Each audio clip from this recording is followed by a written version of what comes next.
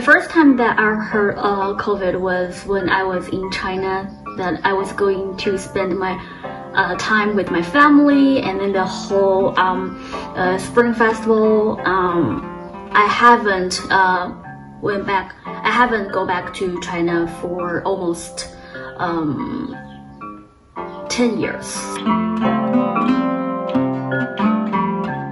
I was actually in my dorm, my college dorm, when I first heard about it, and I remember thinking, like, you know, like it wasn't like, you know, it wasn't gonna be a big deal or anything.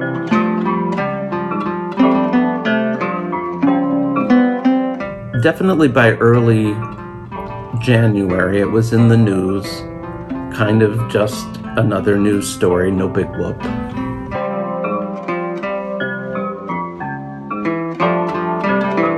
My friend texted me on WeChat and he said, "Did you hear about the coronavirus in Wuhan? It sounds pretty scary." And at the time I didn't know what was going on, so I was like, "Are you sure it's like a real thing or is it a rumor? Like maybe we shouldn't start panicking just yet."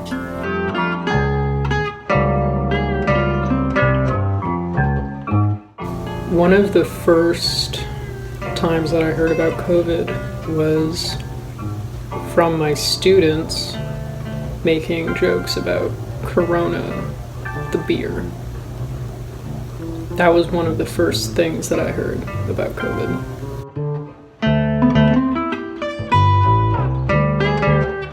I was coming back from New York and I was on my way to school for a rehearsal. And it was just the scariest thing because everybody was just calling me and texting me. They're like, "Broadway just shut down. Like, are you okay? Are you like stuck in traffic? Did you like see anybody?"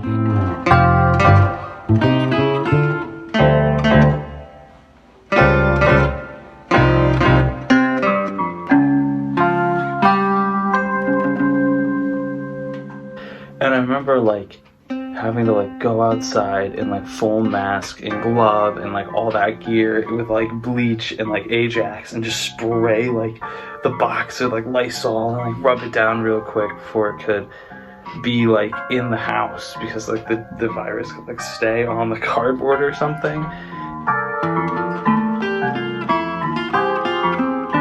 The last time my wife went to the grocery store, she suited up in coveralls, ski goggles, and a mask because she didn't really know how it spread or what she needed to do. So she covered herself up like it was a hazmat situation. I was one of the earliest anxious people about the virus. So when the first confirmed case appeared in the US, I bought a lot of N95 masks and started to wear them on street, which looked quite scary at the time. I bought a lot of hand sanitizers. I think I exaggerate a little bit because I was every other minute just cleaning my hands, and even at home. Then we learned that if amongst ourselves, husband and wife, so forth, we could be more open with our movements and touches and affections, and we could breathe with each other. So that was important. I got every package that I have to use the alcohol spray, and then like sanitizer, everything that I have to swipe it out. That was really ridiculous and extremely feel like that was not really normal. We would wipe down the entire package, basically any surface, wiping down the interior of the car, wiping down the doorknobs every day, wiping down my phone, anything that was touched at all, we would wipe. Which we now know is fairly unnecessary, but at the time it seemed like the thing to do.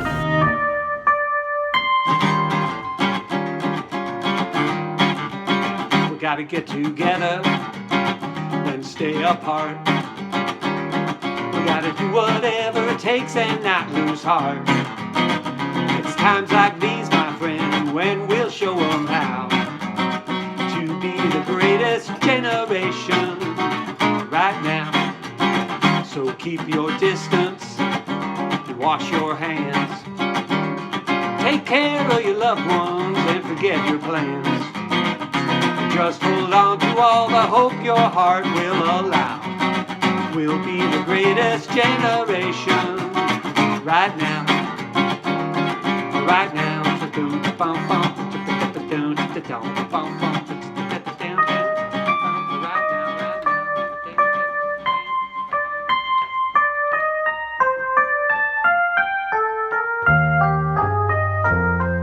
We learned that we had to be careful. We had to wash our hands, the only thing you could do. Still the only thing you can do. That's what you did in 1918. That's where the research was. That's what exactly you looked at. What happened in 1918? I heard all terrible stories from Chinese media at the time, like people who got the virus waiting to die at home, and also there were farmers who couldn't sell what they have grown and also had to suffer. One thing I remember hearing early on was that the fatality rate could be as high as 25%. We've got my wife, me, and our 2 kids. I thought, that's one of us. So many hospitalizations and cases. I remember seeing the map, like all red. There was no orange, there was no green. Everything was just like, it felt like the end of the world. That's what it looked like to me. Like the whole thing about like people, like 70% of the world needing to get it in order for it to go away, and it being like, that's ridiculous, like that would never happen.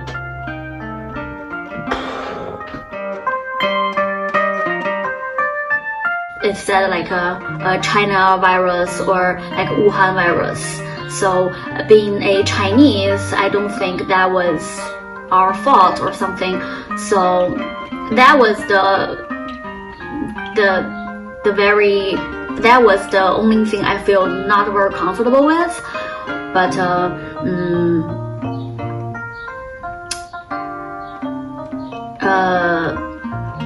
yeah.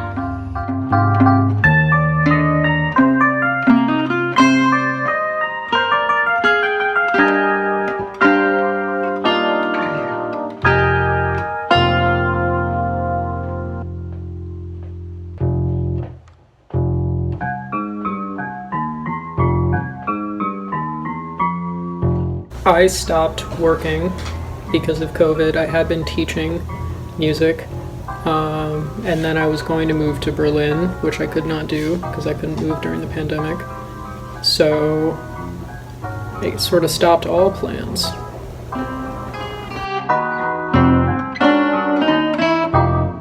That night we went to the last play that we would ever go to in person.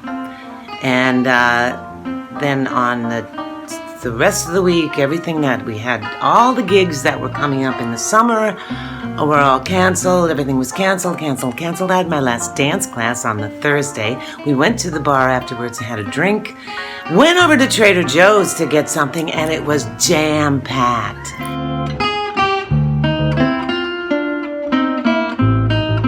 I would say that it like changed my plan of traveling back home, visiting my family and stuff. That part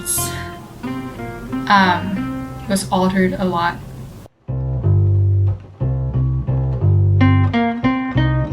I was gonna have like a big end of the year composers concert. We were gonna put on a, like concert for commercial music. Like there was a ton of stuff we were going to do. And, some plans and strides were being made to make this thing a reality, and it just, didn't happen. And then all of a sudden it was all this work that we had put in and all this, effort was just, kind of gone.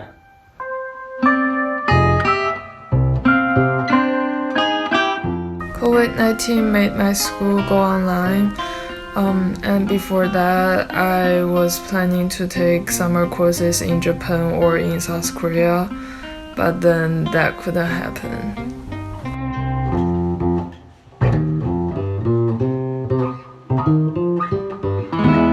So when in-person school ended, my son called it Coronacation, and within about 2 weeks, he had dropped that and started calling it online hell.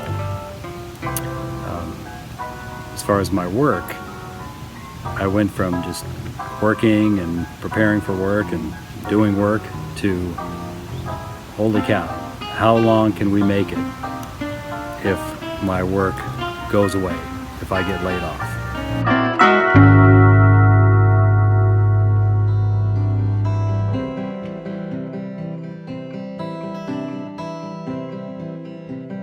Where did everybody go?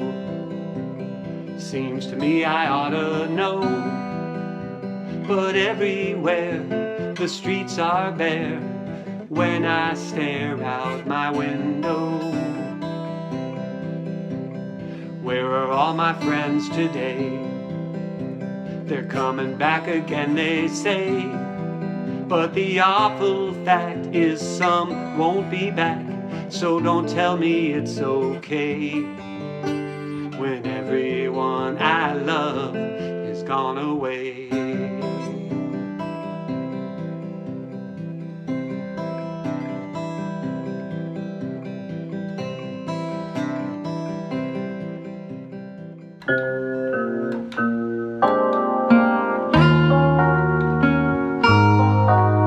What I missed the most during the pandemic were my kids.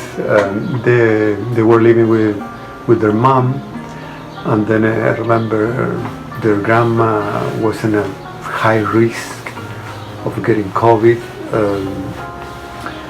so they decided to quarantine, and so I couldn't see them for basically 3 months. So that was rough. I think that was the worst. I miss wearing makeup without mask, and of course I miss hanging out with my international friends too. New Year's, often go see our son, daughter-in-law, and grandson and walk on the Brooklyn Bridge, and we couldn't do it. But so they did it, and they took pictures of it, and we walked with them for a short period across the bridge, but we weren't there. All the time that I spend with my friends, and then I miss my students, I miss my family as well, even though we can talk online, but it's different. The feeling is different. Zoom, oh my God, Zoom, I'm zoomed out. But my family, Christmas, birthdays. In this business, I'm used to being out of work, so I'm pretty good at doing nothing. But the weird thing was, in that nothing, you're like, oh, let me go to Lucia's and have dinner, or I'll call so-and-so and we can go out for coffee, or we'll go downtown and or we'll go out to see a movie. I don't think I've seen a movie in the theater since Braveheart. Playing music with other people, probably. And I guess just seeing other people in general. I miss seeing anyone, for me, personally, especially the people I went to college with and the friends I made there. That was really tough having to leave them and know that I might not be coming back the next year. That was, I think, a really big hit. It was the day we got kicked out and we had to leave U-Heart, like leaving and just saying goodbye, and we were all kind of like, oh, like, you know, see you in 3 weeks or whatever, but like, there was a real part of me that thought I might never see these people again.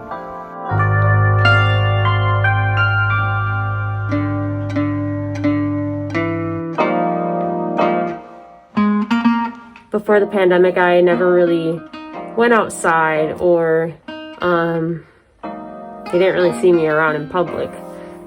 So what the pandemic did for me was let me enjoy that experience, because I don't feel as anxious with a mask on. I think my attention span got better during the pandemic, because without going out and like a lot of alone time, I think I practiced my focusing skills, and now I have better attention span. I'm pretty good at doing nothing. I'm a pretty good alone person. So whereas I missed the socializing, I also was pretty good just getting better at Netflix. Fewer people were driving. People were walking. I never saw so many dogs and people in masks out in front of our house. Never. It was amazing. I cooked a lot during the pandemic. I didn't really go outside for grocery, but I ordered online, and the driver gonna send it to me, send everything to me at my home, and I cooked. I learned a lot of recipes, which is good. I think within my immediate family, we developed a closeness between my wife and kids that we probably would not have developed if the pandemic had not happened. Really consistent with my workouts at home, because I have a Fitbit, which doesn't work half the time, but I have a stationary bike and I go for walks. I never went for walks, really. It was too busy. So that has been good. I think I have adapted life in China better during the pandemic, since I have been staying here for more than 1 year now.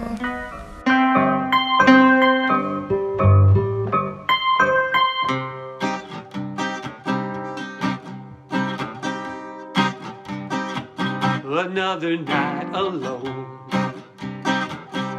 without you here to chat with me, like all those nights you sat with me by the fire, kindling your one desire to make me your own. Before this all began, we were only friends back then, but you had other plans back then, I could tell, but not for me. We knew too well I'd never be your own. Another night alone.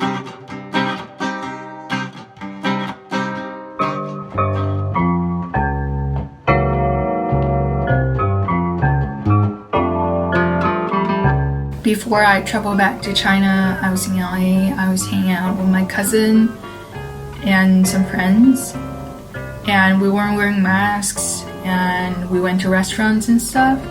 It felt nice. America, rightly or wrongly, is sort of going, it's over. I find that a little disconcerting, but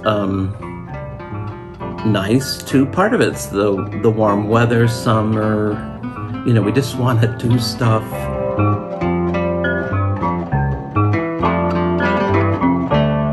Well, I'm an airline pilot, and in the last couple months, things have gotten almost back to normal as far as work goes. Everybody's still wearing masks, but that's a extremely minor inconvenience. Now that I'm vaccinated and that everyone I know basically is vaccinated, I'm at a point where I will see people that I know without masks or really any COVID precautions, but I still will not see anyone that I don't know. I started to travel more often among cities, and sometimes not wearing masks in the open air. Most of the people, or half of the people, already vaccinated, so I think we are safe. Better, much better, like safe than before. Yeah.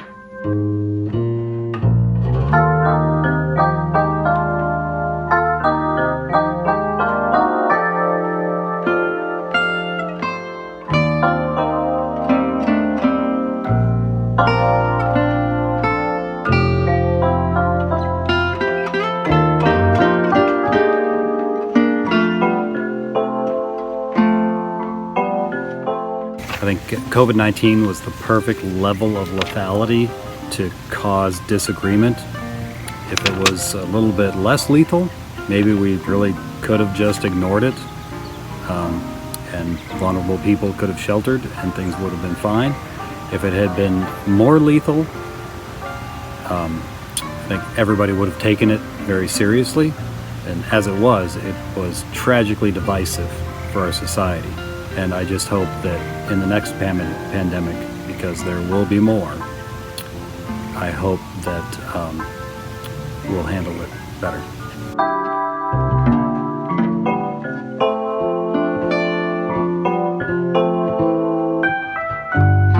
I think the pandemic forever changed many things, and sometimes I wish it never happened, but it already shaped me and left something that's not necessarily bad.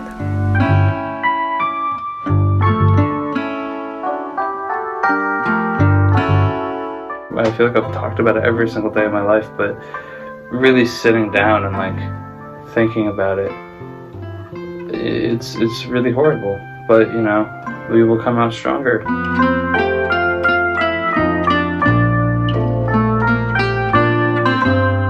I did gain a lot from this pandemic, from school, from myself, friends, and my relationship, and I am very grateful for all the experiences, and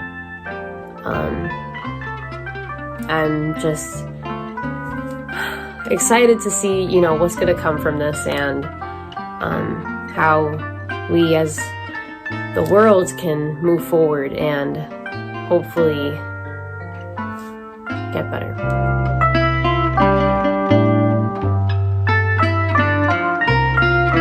Hopefully we can reopen our schools, our regular life in the fall semester. Good luck!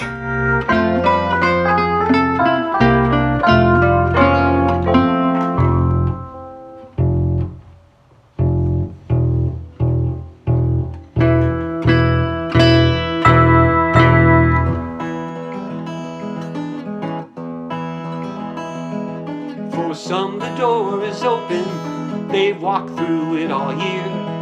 For others the door is frozen, locked up tight with fear.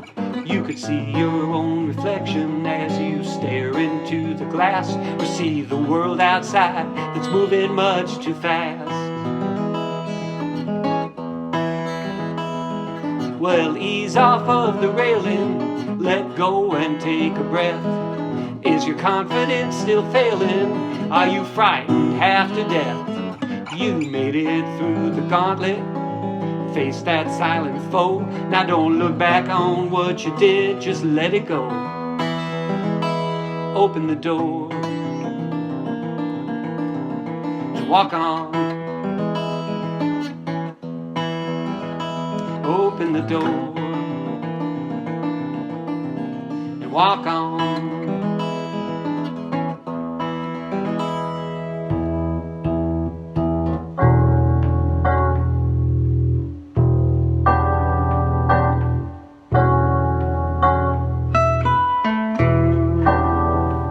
Probably the thing I'll remember most is that between me and my wife and 2 kids, we assembled roughly 26,000 of these.